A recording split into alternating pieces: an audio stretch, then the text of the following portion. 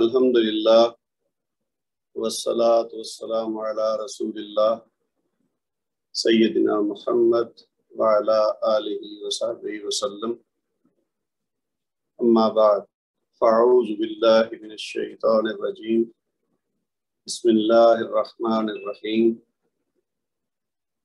قل اعوذ برب الناس مالک الناس الہ الناس من شر الوسواس الخناس الذي يوسوس في صدور الناس من الجنة والناس۔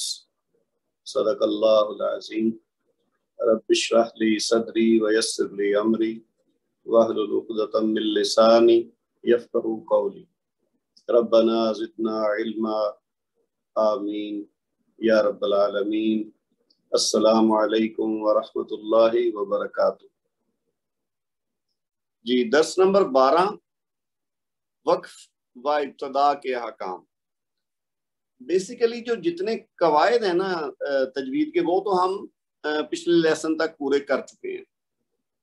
اب ایک اضافی چیز ہے کہ آپ لوگوں نے قرآن پاک پڑھتے ہوئے دیکھا ہوگا یا اس چیز کو پریکٹس بھی کی ہوگی کہ جب ہم پڑھتے ہیں کوئی آیات، کوئی جملے، کوئی الفاظ قرآن پاک میں، تو اس میں کہیں وقف کی علامات آتی ہیں۔ کچھ جو سب سے اہم وقف ہے وہ تو وہی ہے جو جب ایک آیت ختم ہوتی ہے تو ایک چھوٹا سا دائرہ بنا ہوتا ہے، تو وہ ایسی وقف کی علامت ہے جس سے ہم سب واقف ہیں اور عام طور پر ہم وہاں وقف کرتے ہیں۔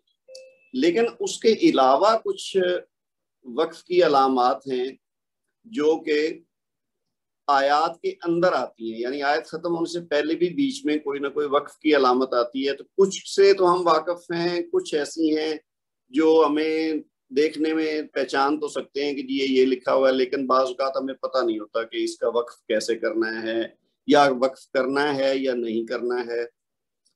تو ان چیزوں کو سمجھنا بھی ضروری ہے۔ کیونکہ کوئی بھی زبان ہو، اس کو جب ہم ادا کرتے ہیں، بولتے ہیں، خاص طور پہ بولنے سے متعلق، تو جیسے میں اب اردو میں بات کر رہا ہوں آپ سے، ہم سارا دن اپنی اپنی زبان میں، چاہے وہ قومی زبان اردو ہو یا کوئی اگر آفیشیل کام انگلش میں ہو رہا ہے تو وہ استعمال کرتے ہوں، یا اپنی کوئی علاقائی زبان جیسے کوئی پنجابی ہے یا بلوچی ہے، پشتو ہے، سندھی ہے، وغیرہ وغیرہ، تو وہ جب ہم استعمال کرتے ہیں تو ہم چونکہ اس کو مکمل طور پر جانتے ہیں تو ہمیں پتہ ہے کہ بات کرتے ہوئے کہاں رکنا ہے اور کیسے پھر دوبارہ بات شروع کرنی۔ بعض اوقات ہم بات کرتے کرتے کسی وجہ سے بیچ میں رکتے ہیں، تو پھر اگر ہمیں پتہ ہے اس زبان کا چونکہ، تو ہم اگر ضروری سمجھیں تو وہ جو بات بیچ میں رہ گئی اس کو دوبارہ سے شروع کرتے ہیں کہ تاکہ سننے والے تک پورا مطلب اس کا پہنچے۔ اور بعض اوقات ہم جب رکتے ہیں بیچ میں تو پھر اگلی بات آگے سے شروع کرتے ہیں کیونکہ پچھلی بات پوری ہو چکی ہوتی ہے۔ اب یہ چیز اس لیے ہم مکمل طور پر کامیابی سے کر پاتے ہیں کیونکہ ہمیں اس زبان کا مکمل ادراک ہے، ہمیں پتہ ہے کہ ہم کیا بات کر رہے ہیں اور سننے والے کو بھی پتہ ہے کہ بولنے والا کیا کہہ رہا ہے۔ لیکن قرآن پاک کی جو زبان عربی ہے اس کے معاملے میں ہماری تھوڑی کمی ہے، بدقسمتی ہے، کچھ بھی نام دے دیں اس کو، کہ اس میں ہم میں سے زیادہ تر لوگ اس کے معانی مطالب نہیں جانتے کہ یہ جو ہم پڑھ رہے ہیں اس کا مطلب کیا ہے۔ تو اس میں اس وجہ سے بھی ایک ریزن یہ بھی ہے کہ ہم جو ہے نا اس کا جو وقف ہے وہ بعض اوقات صحیح طریقے سے نہیں کرتے، اور جہاں کرنا ہوتا ہے وہاں نہیں کرتے، اور جہاں نہیں کرنا ہوتا وہاں کر جاتے ہیں۔ تو اس سے گو کہ ہم جان بوجھ کے نہیں کر رہے، اللہ تعالیٰ معاف فرماتا ہے، انشاءاللہ اس میں کوئی ایسا بہت بڑا ایشو نہیں ہے۔ لیکن جب ہم نے قواعد تجوید کے پڑھے ہیں، ہم نے اس میں بہت ساری چیزوں کو پوائنٹ آؤٹ کیا کہ جی وہ غلطیاں ہیں ہماری۔ اب ماشاءاللہ سے آپ لوگوں نے یہ چیز محسوس کی ہوگی کہ کچھ چھوٹی چھوٹی چیزیں ایسی تھیں جو آپ کو نہیں پتہ تھیں، اور اب آپ اس کو جب سیکھ گئے ہیں تو آپ کو فیل ہو رہا ہوگا کہ ہم نے ایک اچھی چیز سیکھ لی ہے، اور اب آپ قرآن پاک پڑھتے ہوئے زیادہ اعتماد کے ساتھ پڑھتے ہوں گے، یہ سوچ کے کہ اب ہم صحیح پڑھ رہے ہیں۔ تو یہ جو آخری چیز ہے وقف والی، یہ بھی اس کا ضروری حصہ ہے تاکہ ہم انجانے میں کوئی ایسی غلطی نہ کریں، کیونکہ اگر بیچ میں کسی جملے کے رک رہے ہیں اور وہاں رکنے سے معنی بدلنے کا اندیشہ ہے، یعنی جو آگے والا اس کا حصہ ہے وہ پیچھے والے سے اگر جڑا ہوا ہے، یعنی اگر 4 الفاظ کے اوپر مشتمل کوئی جملہ ہے ہم دو الفاظ بول کے رک جائیں اور پھر بعد میں کچھ وقفے کے بعد اگلے دو الفاظ بولیں تو ہو سکتا ہے کہ وہ چار الفاظ جب تک اکٹھے ادا نہ کیے جائیں تب تک کوئی معنی ہی نہ دے، اور وہ ہم نے جو وقف کیا ہے غیر ضروری وہ اس کے معنی بدل دے یا معنوں میں تبدیلی لے آئے۔ اور بعض اوقات یہ ہوتا ہے کہ چار الفاظ ساتھ ساتھ لکھے ہوئے ہیں لیکن پہلے دو الفاظ الگ ہیں اور وہاں رک کے اگلے دو الفاظ ادا کریں گے تو پھر وہ بات صحیح معنی دے گی۔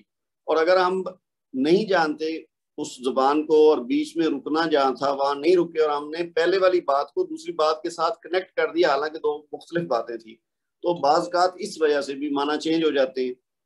تو ہم نے اس چیز کو اوور کم کرنے کے لیے، اس غلطی کو دور کرنے کے لیے یہ سیکھنا ہے کہ قرآن پاک پڑھتے ہوئے کہاں وقف کر سکتے ہیں، کہاں نہیں کر سکتے، اور اس سے بھی زیادہ ضروری یہ ہے کہ کہاں رکنا ضروری ہے۔ بعض اوقات ایسے مقام آتے ہیں کہ جہاں نہ رکیں تو غلط ہے، اور بعض اوقات ایسے مقام آتے ہیں کہ جہاں رکنا غلط ہے، تو یہ زیادہ امپورٹنٹ چیزیں ہیں۔ اس کے برعکس کچھ چیزیں ایسی ہیں کہ جہاں آپ کے پاس اختیار ہے، چوائس ہے کہ اگر آپ چاہیں تو رک جائیں، چاہیں تو نہ رکے، تو وہ ذرا نسبتاً ایزی ہے کہ اگر آپ نے رک گیا تو پھر بھی مسئلہ نہیں ہے، نہیں رکے پھر بھی مسئلہ نہیں ہے۔ لیکن جو وقف ضروری ہے اس کا جاننا زیادہ ضروری ہے، اور جو جہاں پہ رکنا منع ہے وہ بھی جاننا ضروری ہے۔ تو یہ ساری چیزیں ہم تھوڑی تھوڑی کر کے سیکھتے ہیں۔ ہم ایک سائڈ سے اس کو شروع کرتے ہیں۔ وقف کے معنی رکنے کے ہیں اور ابتدا کے معنی شروع کرنے کے۔ یہ چیزیں دونوں الفاظ ہم واقف ہیں کیونکہ ہم وقف بھی استعمال کرتے ہیں اردو میں اور ابتدا تو بہت زیادہ استعمال کرتے ہیں، اس لیے ان کے معنی کو سمجھنے کے میں تو کوئی مشکل نہیں ہے۔ اچھا، وقف کس طرح کیا جائے اور ابتدا کیسے کی جائے، وقف کس جگہ کیا جائے اور ابتدا کہاں سے کی جائے، یہ کوشچن ہیں جو ذہن میں آتے ہیں۔ اور قاری یعنی پڑھنے والا جب کسی لفظ پر وقف کرے تو ہمیشہ اس کے آخری حرف کو ساکن کرے، یعنی اس حرف کی حرکت کو گرا کر جزم یا سکون سے ادا کرے۔ یعنی جب ہم پڑھتے ہوئے کسی جگہ پہ وقف کریں گے تو وقف کرنے کا مطلب یہ ہے، آپ لوگ سیکھ چکے ہیں پہلے بھی بہت سی مثالوں میں بہت سے قواعد کا ذکر کرتے ہوئے کہ جب ہم رکتے ہیں کسی لفظ پہ تو اس کا جو آخری حرف ہے اس کی پھر حرکت نہیں پڑتے، اس کو ہم ساکن کر دیتے ہیں۔ اب جیسے یہاں مثالیں دی ہوئی ہیں العالمین، یہ العالمین ہے، لیکن جب ہم اس لفظ پہ رک جائیں گے، اگر تو ملا کے پڑھ رہے ہیں آگے تو پھر تو نون کے اوپر زبر ہے جو پڑھی جائے گی، لیکن اگر ہم یہاں رک جائیں تو پھر اس سے کیا بن جائے گا، العالمین۔ ایک تو یہ نون ساکن ہو گیا یعنی اس کی زبر ختم ہو گئی، دوسرا کیا ہوا کہ اس سے مد پیدا ہوئی جو کہ ہم پہلے پڑھ چکے ہیں، لیکن فی الحال ہم بات کر رہے ہیں وقف کی۔ تو العالمین سے العالمین سے العالمین۔ اسی طرح آگے اگر آپ دیکھیے تو یہ کیا ہے، الرحیم، یہ والا الرحیمی سے کیا ہوا، الرحیم۔ اور آگے کیا ہے، نستعین سے نستعین، السماء، اس سے کیا ہوا، جب ساکن کیا تو یہ بن گیا السماء۔ پھر یہ جو ہے ما ان سے کیا بن گیا ما، سو ان سے کیا بنا سو، یعنی آخری حرف جو ہے اس کی حرکت ہم گرا کے اس کو ساکن کر دیں گے اور اس کو پڑھنے کا انداز پھر مختلف ہو جائے گا۔ اچھا آگے ہے جی کہ مگر جب آخری حرف پر دو زبر، اوپر جو ہم نے بات کی ہے نا اس میں زبر، زیر، پیش یہ تو ہو سکتے ہیں، اسی طرح دو پیش بھی ہو سکتی ہیں، دو زیر بھی ہو سکتی ہیں، لیکن جو ایک مختلف چیز ہے نا وہ یہ ہے کہ اگر اس پہ دو زبر ہوں تو وقف کی صورت میں الف پر مد طبیعی کے ساتھ وقف کرنا چاہیے۔ مد طبیعی وہی مد اصلی جو ہے۔ تو اگر کسی لفظ کے آخری حرف پر دو زبر ہوں، یعنی ایسی تنوین ہو جس میں دو زبر، جس کو ہم نے یہ بھی سیکھا تھا کہ عربی میں اس کو فتحتین کہتے ہیں، ایک زبر کو فتح اور دو ہوں گی تو فتحتین، تو اگر یہ ہوں تو پھر معاملہ تھوڑا سا مختلف ہے، یعنی وہ مد ہو جائے گی۔ جیسے اس کی مثال اگر ہم دیکھیں تو وہ زیادہ واضح ہوگا۔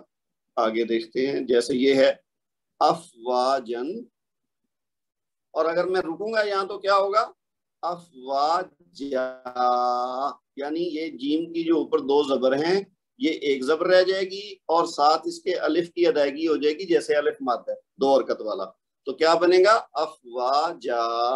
اسی طرح آگے والی یہ مثال دیکھیے، یہ ہے نا بنا ان، تو اب ہم نے آخر میں جو حمزہ ہے اس کی ایک حرکت گرا دیں گے اور ساتھ ایک الف لگ جائے گا، تو یہ کیا بن جائے گا؟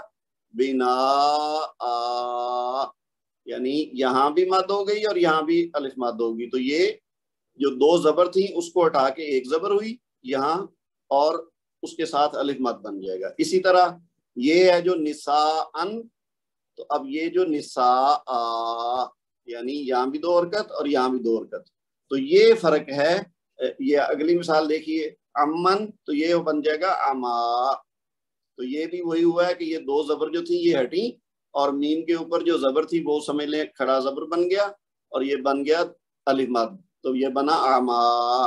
تو یہ جو مثالیں ہیں اس سے آپ کو سمجھ آ گئی ہوگی کہ ہم نے ویسے تو کوئی بھی لفظ کا آخری حرف دیکھنا ہے، اس کی جو بھی حرکت ہو، زبر زیر پیش دو زیر، تو اگر ہم وہاں رکیں گے تو اس کو آخری حرف کو ساکن کریں گے، اس کی حرکت کی جگہ جزم یعنی سکون کی علامت لگ جائے گی اور اس کو ہم ساکن کر کے پڑھیں گے۔ لیکن ایک ایکسیپشن کیا ہے، وہ یہ ہے کہ یہ دو زبر اگر آ جائیں کسی حرف پر آخری حرف پر، تو پھر وہاں رکنے کی صورت میں ہم اس کو کیا کہیں گے، دو زبر کی بجائے ایک زبر کریں گے اور ساتھ الف مد ہو جائے گا، جس کی یہ مثالیں آپ نے دیکھی۔ اچھا جی، واٹ از نیکسٹ؟ آگے اگلی بات یہ ہے کہ اگر تا تانیس، اچھا تا تانیس وہ ہوتی ہے کہ کوئی اسم ہو اور اس کے آخر میں گول تا ہو، تو وہ تائے تانیس اس لیے کہتے ہیں کہ وہ مؤنث اسم سمجھا جاتا ہے جس کے آخر میں گو، کہ اس میں بھی کچھ ایکسیپشنز ہیں، آگے چل کے ہم گرامر جب پڑھیں گے تو اس میں آپ کو تفصیل پتہ چلے گی، لیکن زیادہ تر کیسز میں یہی ہوگا کہ جو لفظ آخر میں گول تا پہ ختم ہو تو وہ مؤنث اسم ہوتا ہے، موسٹ آف دی کیسز یہی ہوگا۔ تو اس میں کیا ہوگا کہ جب ہم گول تا یعنی تا تانیس پر دو زبر دو زیر یا کوئی اور حرکت ہو تو گول تا حالت وقف میں ہا ہو جائے گی اور ساکن بھی ہوگی، یعنی الف کے ساتھ وقف نہیں ہوگا۔ ابھی ہم نے پیچھے پڑھا نا کہ اگر آخری حرف پر دو زبر ہوں تو پھر ایک زبر رہے گی اور ساتھ الف کا وقف ہوگا، یعنی وہ الف ماد بن جائے گا۔ لیکن یہ ایک ایکسیپشن ہے کہ یہ جو تا تانیس ہے نا، اس کی جیسے مثالیں آپ دیکھیے، یہ نیچے ہے نا مثال، اب یہ تھا مسلمتن یہ والا لفظ، تو مسلمتن اگر پورا تو پڑھیں گے تو ایسے ہی ہے ملا کے اگر پڑھیں، لیکن اگر ہم نے یہاں رکنا ہو اس لفظ کے اینڈ پہ، یعنی ہم جو پڑھ رہے ہیں یہ فرض کیا آیت کا آخری لفظ ہے جس کے آخر میں گولتا اور تنوین ہے، یا یہ بیچ میں کوئی آیت کے ایسا لفظ ہے اور وہاں پہ ہم وقف کر رہے ہیں، اور تو اس صورت میں کیا ہوگا کہ آخری جو گول تا ہے تائے تانیس یہ ہا کی آواز میں بدل جائے گی، جیسے یہ ہوا نا مسلمتن، تو اس کو ہم نے کیا پڑھنا ہے مسلمہ، یعنی ہا کی آواز بنے گی، رکنے کی صورت میں اس کی علامت بھی گر جائے گی اور یہ پھر تا کی آواز نہیں آئے گی، ہا کی آواز آئے گی۔ یہ دوسری مثال دیکھیے، یہ ہے نا رحمتن، تو رحمتن کی بجائے جب ہم رکیں گے تو ہم کہیں گے رحمہ، ٹھیک ہے۔ اسی طرح اگلی مثال دیکھیے معدودتن، تو ہم اس کو کیا پڑھیں گے اگر رکیں گے تو معدودہ۔ پھر یہ دیکھ لیجئے والمغفرتی، اب تا کے نیچے زیر ہے لیکن جب رکیں گے تو یہ بھی ہا میں بدل جائے گی، والمغفرہ۔ اچھا اس میں کیا آپ دیکھ رہے ہیں کہ تائے تانیس کے اوپر علامت جو بھی ہے، چاہے وہ تنوین ہے، چاہے وہ زبر ہے، چاہے وہ زیر ہے، وقف کی صورت میں وہ کیا ہو رہا ہے کہ وہ ہا کی آواز آ رہی ہے ساکن کی، وہ یعنی علامت کے ساتھ کوئی اس میں تبدیلی نہیں آ رہی، بلکہ علامت جو بھی ہے وہ وقف کی صورت میں صرف ساکن ہو رہی ہے اور آواز چینج ہو رہی ہے ہا میں۔ اگلی مثال دیکھ لیجئے، یہ ہے للزکاتن، ٹھیک ہے۔ اب للزکاتن جب وقف کیا تو کیا بنے گا للزکا۔ اب اس میں فرق تھوڑا سا ہمیں دیکھنا پڑے گا کہ یہ کاف کے اوپر چونکہ کھڑا زبر ہے تو ہم نے اس کو دو حرکت کھینچ کے پھر ہا کی آواز نکالنی ہے، اس کو للزکا نہیں کہنا، اس کو کہنا ہے للزکا، یعنی پہلے دو حرکت تک کھینچ کے پھر ہا کی آواز نکالنی ہے۔ اسی طرح یہ جو آخری مثال ہے یہ کیا ہے الصلاۃ، تو اب یہ کیا جب وقف کریں گے تو کیا بنے گا الصلاۃ، ٹھیک ہے جی۔ ہم اذان سنتے ہیں، اس کی جو اقامت کہتے ہیں جس کو، وہ بھی سنتے ہیں، اس میں یہ الفاظ آتے ہیں نا حی علی الصلاۃ، تو یہ وہی ہے۔ ایک تو ہے نا حی علی الفلاح، وہ تو ویسے ہی ہا ہے، دوسری ہا ہے. یہ جو ہے نا یہ بیسیکلی تا تھی، اور جب چونکہ یہاں موزن جو جب رکتا ہے تو پھر وہ اس کو ہا کی آواز میں بدل دیتا ہے. کیا کرتا ہے؟ حی علی الصلاح. تو یہ وہی ہے، تو یہ تا کی آواز ہا میں بدل گئی. اچھا آگے کیا ہے جی کہ اگر تائے تانیث لمبی ہو. اچھا یعنی ایک تو ہے نا گول تا، تو وہ تو ہم نے بات کر لی کہ آخر میں اگر گول تا ہو وہ تائے تانیث ہے، یعنی وہ عام طور پر ایسا اسم جو گول تا پر ختم ہوتا ہے وہ کسی نہ کسی مؤنث چیز کا یا شخص کا نام ہوتا ہے. تو لیکن بعض اوقات کسی لفظ کے آخر میں تائے تانیث لمبی والی بھی ہوتی، جو کہ ہم عام طور پر اردو میں استعمال کرتے ہیں. یہ اس کو کھلی تا کہہ لیں یا تا مفتوحہ بھی کہہ لیں، تو وہ حالت وقت میں ہا نہیں ہوگی. یہ اہم بات ہے. یعنی ہم نے ابھی بات کی نا تائے تانیث اگر گول ہو تو وہ رکنے کی صورت میں ہا میں بدل جائے گی آواز کے لحاظ سے، لیکن اگر تا یہ والی ہو تو پھر وہ ہا میں تبدیل نہیں ہوگی. تا پر ہمس کے ساتھ وقف کیا جائے گا. ابھی ہم نے پچھلے لیسن میں پڑھے تھے نا حروف ہمس، ٹھیک ہے. فَحَسَّهُ شَخْصٌ سَكَتَ، یعنی 10 حروف ایسے ہیں جب ان پہ رکتے ہیں یا ویسے ان پہ سکون ہو تو ہم اس کا ہمس کرتے ہیں، اور اس میں تا بھی ہے. تو جب یعنی یہ کھلی تا ہوگی تو اس پہ ہمس کریں گے وقف کے ساتھ، یعنی اس کی آواز ہا میں تبدیل نہیں ہوگی. ٹھیک ہے جی. تو اس میں کیا ہوگا آگے دیکھتے ہیں مثالیں اس کی. جیسے یہ آپ کی اسکرین پہ مثالیں ہیں نا، اس کو آپ دیکھیے. یہ ہے جی جناتن، ٹھیک ہے. ایک ہوتا ہے جنتن اور اس کی جمع ہے جناتن، ٹھیک ہے. اب اس کو اگر ہم یہاں رکیں گے تو کیا کریں گے؟ جنات، یعنی تا کی جو اوپر تنوین ہے دو پیش وہ تو ختم ہو جائیں گی رکنے کی وجہ سے، لیکن اس کو اب ہم نے ہا میں نہیں کنورٹ کرنا جس طرح گول تا کو کر رہے تھے. یہ کھلی تا ہے جو اس کو ہم نے تا ہی رہنے دینا ہے، لیکن اس کو تا کی آواز سکون کے ساتھ جب ادا کریں گے تو اس میں ہمس ہوگا، جو ہم نے پچھلی دفعہ پچھلے لیسن میں سیکھا تھا. تو یہ جنات ان سے کیا ہو جائے گا؟ جنات. پھر اسی طرح یہ دیکھ لیجئے معدوداتن، تو یہ کیا بنے گا؟ معدودات. یہ مثال کیا ہے؟ بناتن، تو یہ کیا بنے گا؟ بنات. اور یہ آخری مثال کیا ہے؟ مستوراتن، تو یہ کیا بن جائے گا؟ مستورات. ٹھیک ہے جی، کلیئر ہے یہ بات انشاءاللہ. اچھا ہم آگے بڑھتے ہیں. اگلی بات یہ ہے کہ اگر مشدد حرف پر وقف کیا جائے تو اس کی حرکت تو گر جائے گی، لیکن تشدید کو ذرا زبان پر زور دے کر ادا کرنا چاہیے تاکہ سکون اور تشدید میں فرق معلوم ہو سکے.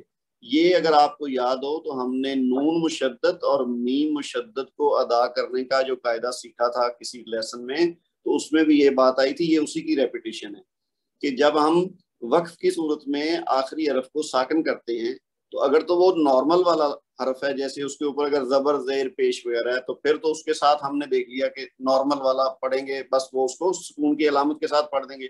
لیکن بالفرض اگر آخری حرف پر تشدید ہو اور اس کو ساکن کر رہے ہیں تو پھر ہم نے اس حرف کو نارمل سکون کی طرح نہیں پڑھنا، بلکہ اس کو زور دے کے پڑھنا ہے تاکہ ہماری آواز میں وہ جو اس کے اوپر تشدید کی علامت ہے اس کا اثر نظر آئے کہ ہاں یہ حرف مشدد ہے. مثال کے طور پر یہ ہے، جیسے یہ اب ویسے تو فرض کیا اس کے اوپر ہو ایسے ہو دو پیش ہو تو ہم اس کو پڑھیں گے اشرن، ٹھیک ہے. اب ہم نے اگر اس کو جو اس کی علامات ہیں وہ ہٹا دی تو اب یہ کیا بنے گا؟ اشر نہیں کہنا اس کو. اب چونکہ را تشدید والی تو ہم نے پڑھنا ہے اشر، یعنی را کو تھوڑا زور دے کے پڑھنا ہے، گو کے ساکن کرنا ہے لیکن زور دے کے پڑھنا ہے. اگلی مثال یہ دیکھیے وَتَبْ، یعنی با ایک تو ویسے ہی حروف کلکلہ میں سے ہے، ہم وہ بھی پڑھ چکے ہیں کہ اس کو جھٹکے کے ساتھ پڑھتے ہیں، اور اب یہ چونکہ تشدید والا بھی ہے تو با کے اوپر جو زبر ہے وہ تو ہٹ جائے گی وقف کی صورت میں، لیکن اس کو زور دے کے پڑھیں گے وَتَبْ. اسی طرح یہ جو ہے یہ ہے المستقر. اسی طرح یہ کیا ہے؟ المفر، یعنی آخری حرف اگر تشدید والا ہو تو اس کو وقف کی صورت میں زور دے کے پڑھیں گے ساکن کر کے. اچھا یہ بھی ہو گیا. اس کے بعد اگلی چیز کیا ہے جی کہ اب اگر ہم ابتدا کرنی ہے کہیں سے تو اس کے لیے کیا ہمیں ذہن میں رکھنا پڑے گا ضروری چیز تاکہ کوئی غلطی نہ ہو. ابتدا, اگر کسی کلمہ کی ابتدا حمزۃ الوصل سے کرنا ہو تو اس کو حرکت دینا ضروری ہے. اب حمزۃ الاصل اور حمزۃ الوصل یہ ہم ایک سے زیادہ بار ڈسکس کر چکے ہیں. حمزۃ الاصل وہ ہوتا ہے جو اس لفظ کا اصلاً حصہ ہوتا ہے اور اس کو ادا کرنا ضروری ہوتا ہے. حمزۃ الوصل وہ ہوتا ہے کہ جو ملا کر پڑھیں تو پھر وہ پڑھنے میں نہیں آتا, صرف لکھنے میں آتا ہے, اور اگر علیحدہ پڑھیں تو پھر وہ پڑھا جاتا ہے. ملا کر پڑھنے کی صورت میں پڑھنے میں نہیں آتا. حمزۃ الوصل اس کو اسی لیے کہتے ہیں, وصل سے مراد ہی ملانا ہوتا ہے. ٹھیک ہے جی. تو کیونکہ سکون سے ابتدا محال ہے یعنی ناممکن ہے. اب اگر کوئی حرف ساکن ہو اور لفظ کا پہلا حرف ہو تو اس کو تو ہم نہیں پڑھ سکتے. یہ بات بھی میں پہلے آپ کو ایکسپلین کر چکا ہوں کسی اور لیسن میں کہ یعنی اگر کوئی ایسا لفظ سامنے آ گیا ہے قرآن پاک میں جو ساکن ہے اور وہ کسی لفظ کا پہلا حرف ہے تو اب اس کو ہم کیسے پڑھیں گے, وہ پڑھنا ناممکن ہے. تو اس کا حل ہم نے پہلے بھی باتیں کی ہیں. ابھی یعنی ابتدا کرنے کا کیا طریقہ ہے کہ عربی احکام کے لحاظ سے عموماً اس لفظ کے تیسرے حرف پر, یہ اہم چیز ہے, تیسرے حرف پر جو حرکت ہوتی ہے اسی اعتبار سے حمزہ کو حرکت دینا چاہیے. یعنی پھر سے سن لیں کہ اگر کوئی لفظ ایسا ہے جہاں سے ہم پڑھنا آغاز کر رہے ہیں, سٹارٹ کر رہے ہیں, اور اس کا پہلا حرف ہے حمزہ, الف کہہ لیں آپ آسانی کے لیے, اور اس پہ کوئی علامت نہیں ہے, وہ یعنی ساکن ہے. اب آپ کیا کریں گے, اس کو پڑھیں گے کیسے؟ اب جیسے یہ مثال ہے نا, یہ اب اس سے پہلے یہ جو حمزہ ہے اس کے اوپر کوئی علامت نہیں ہے. ٹھیک ہے, تو اس کو ہم کیسے پڑھ سکتے ہیں؟ نہیں پڑھ سکتے. تو اب اس کو پڑھنے کا پھر کیا طریقہ ہے؟ جب اگر کوئی فرض کیا آیت کے شروع میں یہ لفظ آ جائے تو اب ہم وہاں سے سٹارٹ کرنا ہے آیت کو پڑھنا, تو ہمارے لیے ناممکن سی بات ہے کہ ہم اس کو کیسے پڑھیں. اس کے اوپر اگر زبر ہو, زیر ہو, پیش ہو تو پھر تو ہم اس کو پڑھ لیں گے, لیکن اگر ان تینوں میں سے کوئی نہیں ہے اور یہ حرف ساکن ہے تو آپ اس کو نہیں پڑھ سکتے. تو اس کا کیا طریقہ ہے, یہ چیز امپورٹنٹ ہے. اگر تیسری حرف پر زبر یا زیر ہو تو حمزہ کو کسرہ دے کر ابتدا کی جائے گی. یعنی اس لفظ میں تیسرا حرف دیکھیں گے, جیسے یہ والا لفظ ہے نا, اس میں ہم دیکھیں پہلا حرف ہے حمزہ, دوسرا ہے ضاد اور تیسرا ہے را. تو اب تیسرا کیا ہے؟ را. اس کی علامت کیا ہے؟ زیر ہے.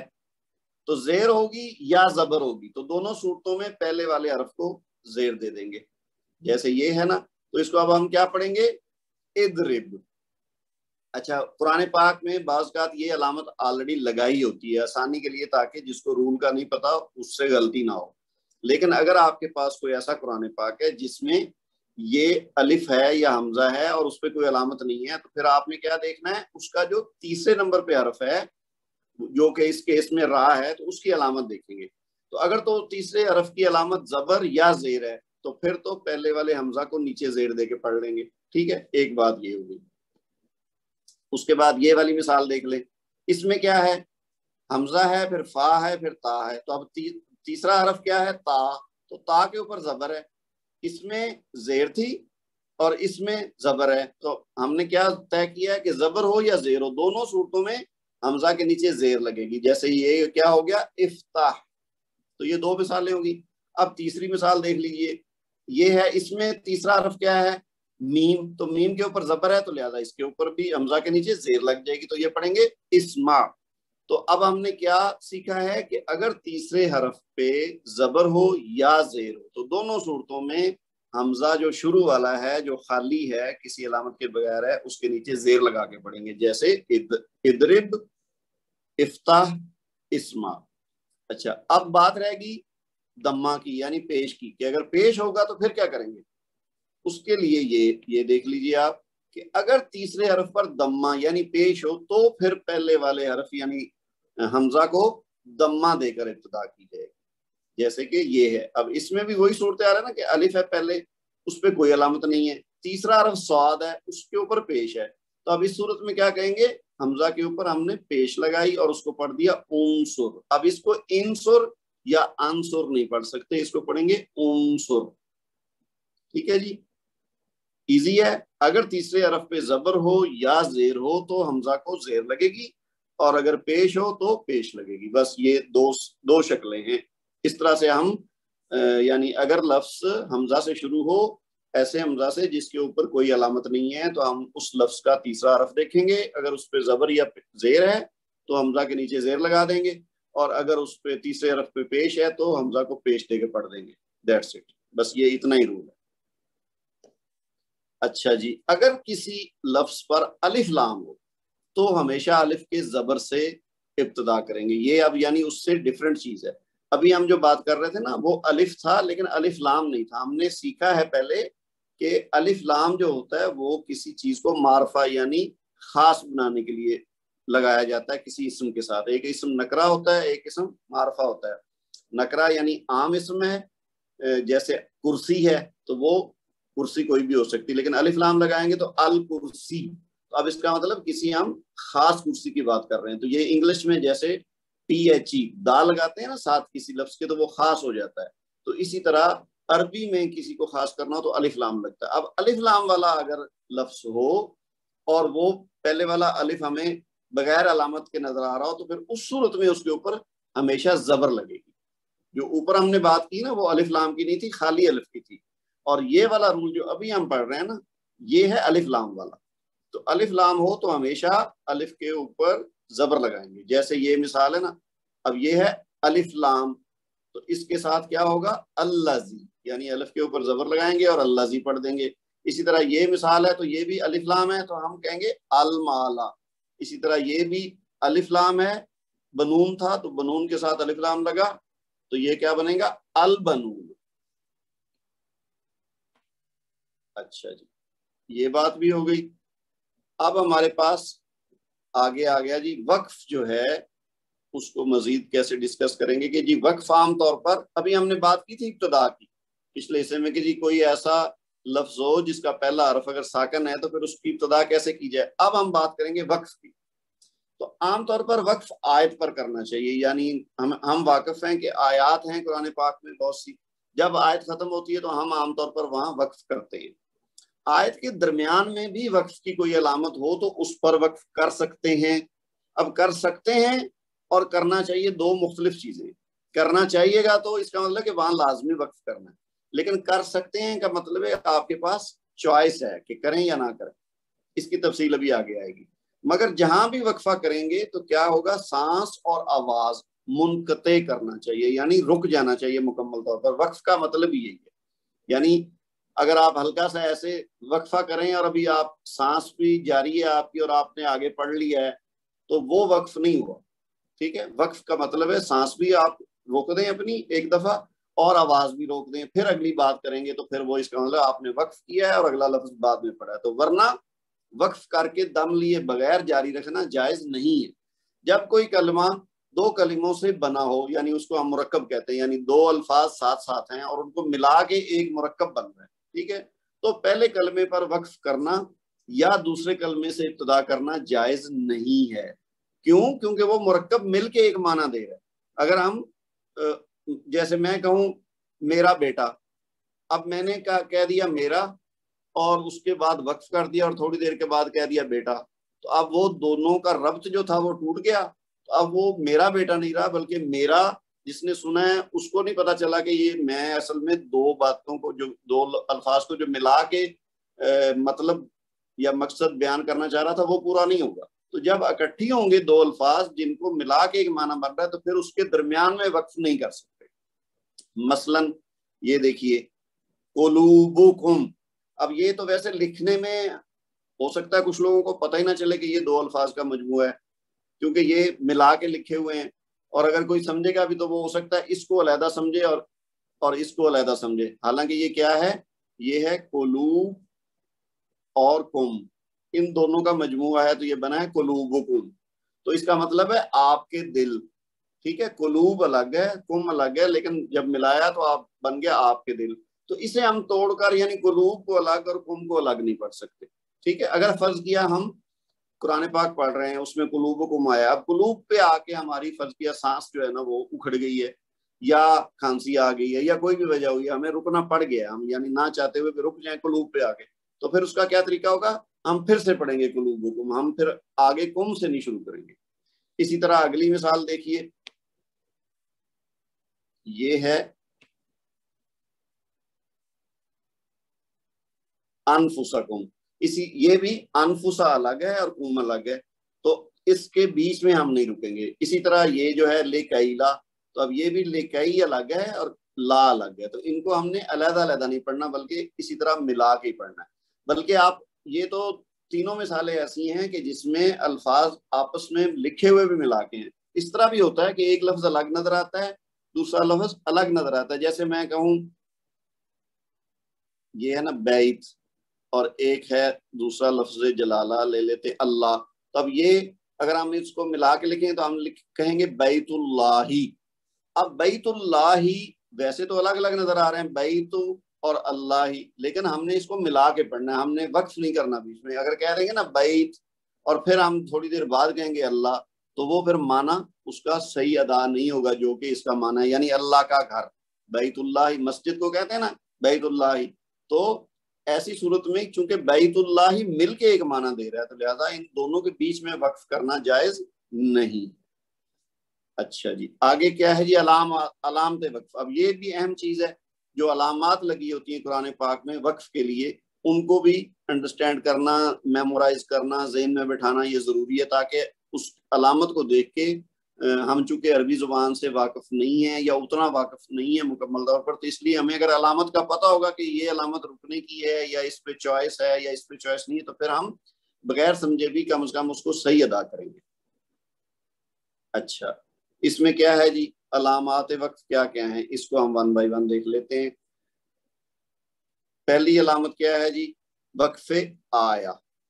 یہ تو پہلے بھی جیسے میں نے بات کی, جہاں پہ آیت کوئی ختم ہوتی ہے وہاں پہ یہ چھوٹا سا ایک دائرہ لگا ہوتا ہے. قرآن پاک جو بھی ہو, کسی بھی پرنٹ میں ہو, تو اس کا طریقہ یہی ہے کہ جہاں پہ آیت ختم ہوتی ہے اس پہ ایک چھوٹا سا دائرہ لگا ہوتا ہے. اب یہ کیا ہے کہ اس کا مطلب ہے کہ یہاں آیت کا وقف ہے, جہاں آیت پوری ہو جاتی وہاں چھوٹا سا دائرہ بنا ہوتا ہے. یہ حقیقت میں آیاتن کی گول تا ہے, یہ جو آخر میں تا ہے نا, یہ بھی تائے تانیث ہی ہے, کیونکہ آیا جو ہے نا یہ مؤنث لفظ ہے, تو آخر میں گول تا ہے, تو جس نے گول دائرے کی شکل اختیار کر لی. تو یہ تو ہو گئی وقف آیا, جس سے ہم آلموسٹ سبھی واقف ہیں. اچھا, اس سے آگے بڑھتے ہیں جی. آگے ہے وقف لازم. اچھا, اس میں کچھ ہوں گے ایسے جن کو سمجھنا بہت ضروری ہے, اور کچھ جو ہے نا وہ ساتھ ساتھ ہمیں سمجھ آتے جائیں گے جب ہم قرآن پاک پڑھیں گے. جیسے یہ وقف لازم ہے, یہ بہت اہم ہے, اس کے آپ لفظ سے ہی سمجھیں, وقف لازم یعنی یہاں جب یہ علامت آئے گی تو وہاں لازمی ہے رکنا, یعنی یہاں پر وقف کرنا لازمی ہے, ورنہ معنی میں فرق آتا ہے. اس کی علامت میم ہے, یہ عام طور پر یہ جو ہے نا میم, یہ والا اس طرح کی میم ڈالی ہوتی ہے. یہ آیت کے اختتام پہ بھی ہو سکتا ہے اور آیت کے بیچ میں بھی ہو سکتا ہے. اختتام پہ ہو تو پھر تو مشکل نہیں ہے, کیونکہ ہم ویسے ہی آیت کے اختتام پہ روکتے ہیں, لیکن بعض اوقات یہ آیت کے بیچ میں آتا ہے, بلکہ زیادہ تر آیت کے بیچ میں ہی آتا ہے, کیونکہ آیت کے آخر میں لگانے کی ضرورت نہیں ہے. یہ بیچ میں جہاں پہ لازمی ہوتا ہے وقف کرنا, وہاں پہ یہ علامت لگی ہوتی ہے, اور اس لائن کے آخر میں جو حاشیہ ہوتا ہے, جو بارڈر ہوتا ہے اس صفحے کا, اس پہ بھی لکھا بھی ہوتا ہے وقف لازم, اور ساتھ میم کی علامت بھی لگی ہوتی ہے تاکہ کوئی غلطی نہ کرے. تو یہ ایسی علامت ہے جہاں پہ رکنا ضروری ہے, یعنی وہاں پہ ہم رکیں گے اور باقی جو الفاظ ہیں وہ بعد میں ادا کریں گے وقف لے کے. دوسری علامت یہ ہے وقف مطلق طا. یہ بھی ایسا وقف ہے, یعنی اس سے رکنا اور بعد میں آگے سے ابتدا کرنا بہتر ہے, اچھا ہے. اس کا مطلب یہ ہوا کہ یہ اتنا ضروری تو نہیں ہے جتنا کہ وقف لازم ہے, لیکن پھر بھی ریکمینڈڈ یہی ہے کہ یہاں آپ رک جائیں گے تو بہتر ہے, تاکہ معنی میں اگر کوئی فرق پڑنے کا امکان بھی ہے تو وہ ختم ہو جائے. تو یعنی وقف مطلق اتنا اہم نہیں ہے رکنا جتنا وقف لازم کا ہے, لیکن یہاں پہ بھی رکنا بہتر ہے. تیسری چیز وقف جائز. اب یہ جیسے کہ اس کے نام سے ظاہر ہے کہ جائز ہے رکنا, لیکن نام بھی رکیں تو ٹھیک ہے, اور یہ چھوٹی سی جیم ڈلی ہوتی ہے. اس میں وقف اور وصل دونوں جائز ہیں, لیکن وقف بہتر ہے, اس کی علامت جیم ہے. اچھا, اس میں بھی اب کیا ہوا کہ وقف اور وصل دونوں جائز تو ہیں, لیکن ریکمینڈڈ کیا ہے کہ آپ یہاں رک جائیں.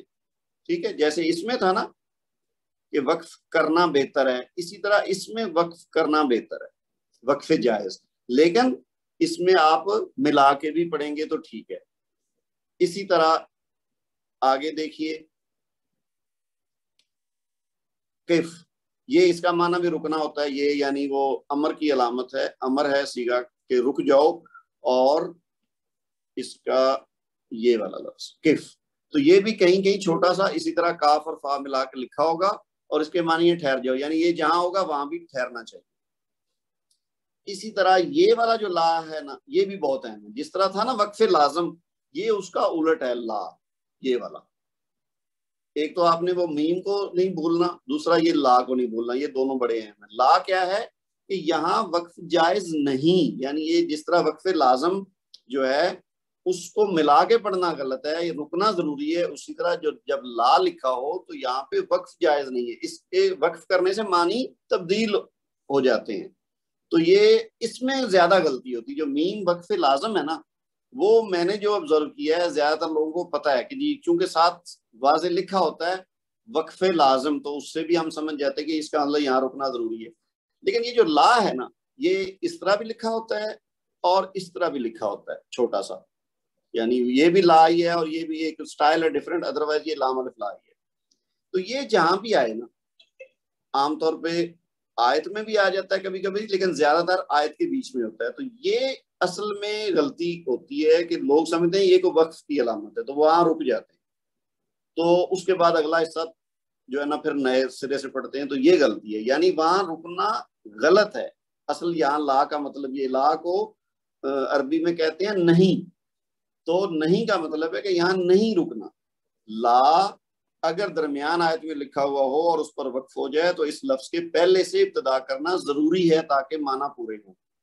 یعنی اگر آپ کسی وجہ سے رک گئے ہیں, یعنی رکنا منع ہے, لیکن بعض اوقات آپ مجبوری میں رک سکتے ہیں, آپ کی سانس پھول گئی ہے, یا آپ کا دھیان ہٹ گیا ہے, یا کوئی بھی وجہ ہوئی ہے, آپ کو کھانسی آ گئی ہے, چھینک آ گئی ہے, تو آپ نے نہ چاہتے ہوئے بھی وقف کر لیا, لیکن وہاں لا کی علامت تھی. تو اب آپ کیا کریں گے, اس سے تھوڑا سا پیچھے ہٹیں گے اور پھر دوبارہ سے پڑھ دیں گے تاکہ وہ والی غلطی دور ہو جائے.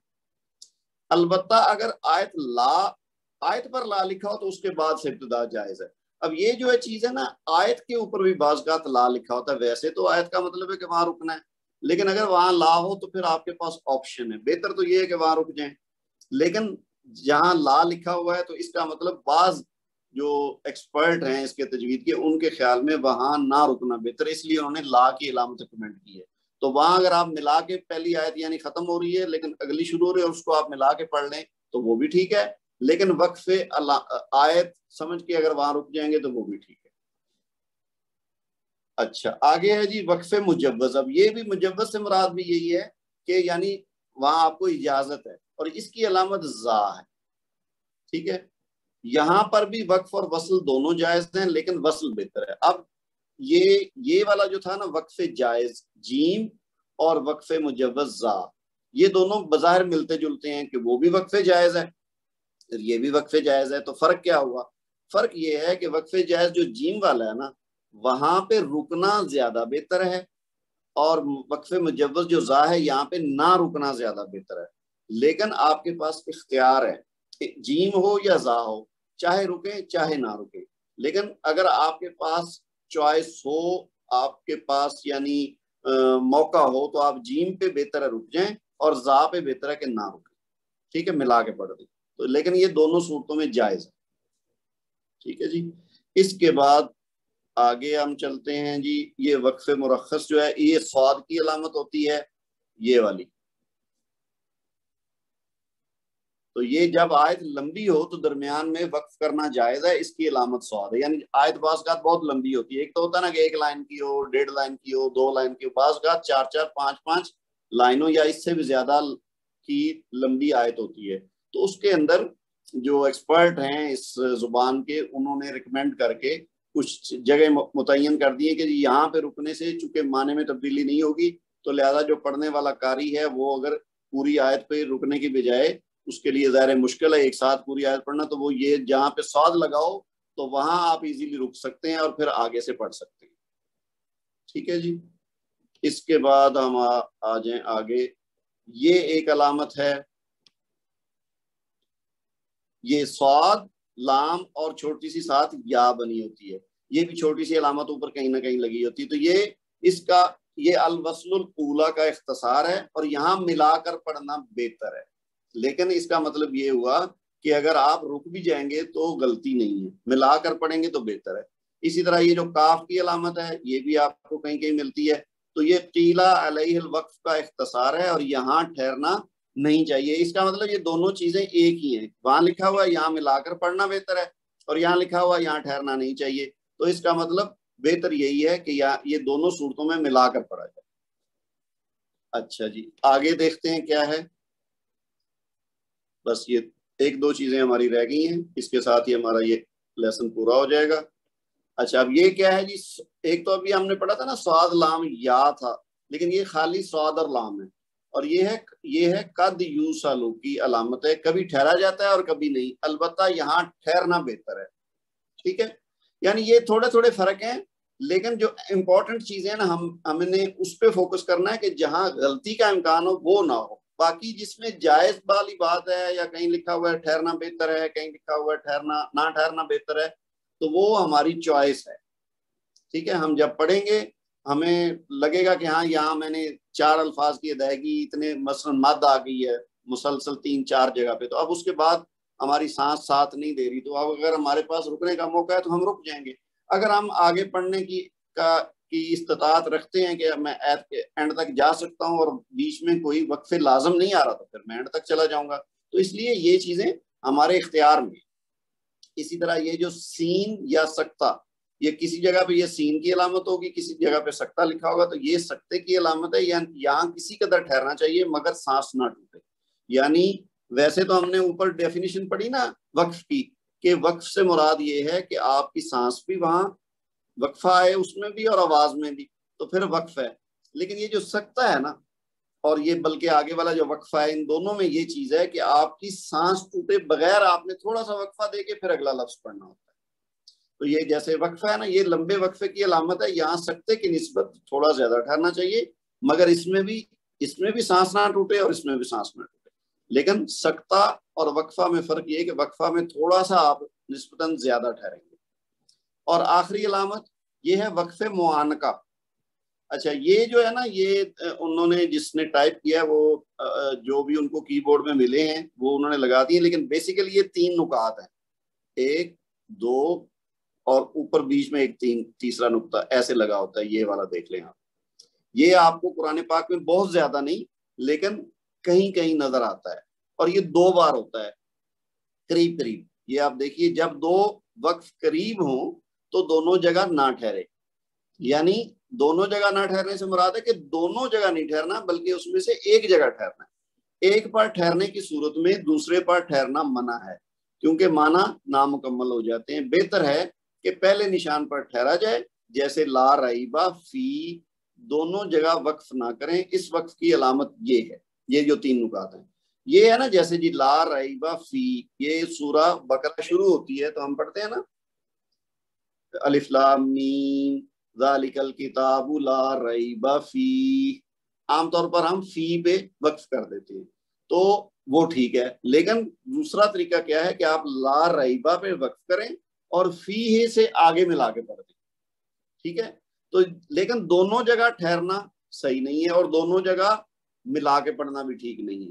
تو معانقہ سے مراد یہ ہے کہ یہ علامات آپ کو قریب قریب ملیں گی. عام طور پہ ایک لائن کے اندر اندر یہ دونوں آ جاتی ہیں. بعض کا تھوڑا سا وقفہ لمبا ہوتا ہے, یعنی اگلی لائن پہ آ جاتا ہے دوسرا جو یہ نشان ہے معانقہ کا. لیکن آپ نے بس اس کے متعلق یہ ذہن میں رکھنا ہے کہ یہ دونوں علامت قریب قریب ہوں گی, تو ان دونوں میں سے ایک پہ رکنا ہے اور دوسری پہ نہیں رکنا. اور کوئی شرط نہیں ہے کہ جی پہلے پہ رکنا ہے یا دوسرے پہ رکنا ہے, یہ آپ پہ اختیار ہے کہ آپ پیچھے سے پڑھتے آ رہے ہیں, آپ پہلی علامت آئی معانقہ کی اور آپ سمجھتے ہیں کہ اب میں یہاں وقفہ لے لوں تو بہتر ہے, میری سانس رک رہی ہے یا میں تھک گیا ہوں, تو آپ لے لیں. لیکن پھر دوسری علامت جو ہی اگلی آئے, وہ ایک لفظ کے بعد آئے یا 5 الفاظ کے بعد آئے, جیسے بھی ہو, تو پھر وہاں نہیں رکنا. اور اگر آپ پہلے والے کو ملا کے پڑھ گئے ہیں تو پھر آگے والے پہ رک جائیں. ٹھیک ہے جی, یہ بھی امپورٹنٹ ہے، لیکن یہ بہت کم ہے قرآن پاک میں، اس کا استعمال بہت زیادہ نہیں ہے، جبکہ ہم اسی طرح وقف لازم جو ہے وہ بھی بہت کم ہے، تو کچھ چیزیں زیادہ ہیں کچھ چیزیں کم ہیں، تو اس طرح سے جی یہ ہماری وقف کی علامات پوری ہو گئی۔ اب اس کا جو میں آپ کو اس کا اگر میں اوورال آپ کو ایک دے دوں جو امپورٹنٹ چیزیں ہیں وہ ہیں، ایک تو ہو گیا جی میم، دوسرا ہے لا جو کہ اس طرح بھی لکھا جاتا ہے، تو یہ موسٹ امپورٹنٹ دو چیزیں ہیں۔ اسی طرح اس کے بعد ہے تو، ٹھیک ہے جی، پھر ہے کاف، اور اس کے علاوہ یہ ان دو یہ جو آئیں گے تو ان دونوں میں سے ایک پہ رکنا ہے۔ اب یہ وہ چیزیں ہیں، یہ میم پہ بھی رکنا ہے اور تو پہ بھی رکنا ہے اور کاف پہ بھی رکنا ہے، اور ان دونوں میں سے کسی ایک پر رکنا ہے، ٹھیک ہے جی، کسی ایک پر وقف کرنا ہے، ان دو یہ جو دونوں ساتھ ساتھ آئیں گی۔ اس کے علاوہ جتنی چیزیں ہیں وہ آپ کے پاس اختیار ہے، وہ جیم ہو یا زا ہو یا سواد لام ہو یا سواد لام یا ہو یا اس طرح کی اور دو چار چیزیں ہم نے پڑھی ہیں، تو یہ جو ہے نا یہ زیادہ امپورٹنٹ ہے، کیونکہ اس میں ہم غلطی کریں گے تو اس سے معنی بدلنے کا امکان ہوتا ہے۔ تو یہ آپ اگر اتنی چیزیں بھی آپ کو یاد رہ جائیں نا، یہ جو میں نے آخر میں آپ کو بتائی ہیں، تو باقی جو ہے نا پڑھتے پڑھتے ساتھ ساتھ ہم کو یاد ہو جائیں گے، ٹھیک ہے۔ یہ آسان چیزیں ہیں، بس آپ نے ان کو ذہن میں رکھنا ہے کہ میم جو ہے یہ وقف لازم ہے، یہاں پہ ضرور رکنا ہے، اور تو پہ بھی رکنا ہے اور کاف پہ بھی رکنا ہے، اور ان دونوں میں سے کسی ایک پہ رکنا ہے، اور لا پہ نہیں رکنا ہے۔ اس کا اسپیشل یہ ہے کہ لا عام طور پہ جب ہم وقف کی بات کرتے ہیں تو یہ بھی وقف کی علامات میں شامل ہوتا ہے، تو لگتا یہ ہے کہ شاید یہ بھی وقف کی علامت ہے کہ یہاں رکنا ہے، بس یہ ذہن میں رکھ لیں کہ لا جہاں آئے گا تو وہاں نہیں رکنا ہے، اور اگر آپ وہاں رک گئے تو پھر پیچھے سے ملا کے پڑھیں۔ تو اس کے ساتھ ہی ہمارا آج کا لیسن پورا ہو گیا جی، ٹھیک ہے جی، پھر ہم جو ہے نا آج کی کلاس کو ختم کرتے ہیں۔ اگلی کلاس تک کے لیے اللہ حافظ۔ سبحانک اللہم و بحمدک، اشہد ان لا الہ الا انت، استغفرک و اتوب الیک، والسلام علیکم ورحمۃ اللہ وبرکاتہ۔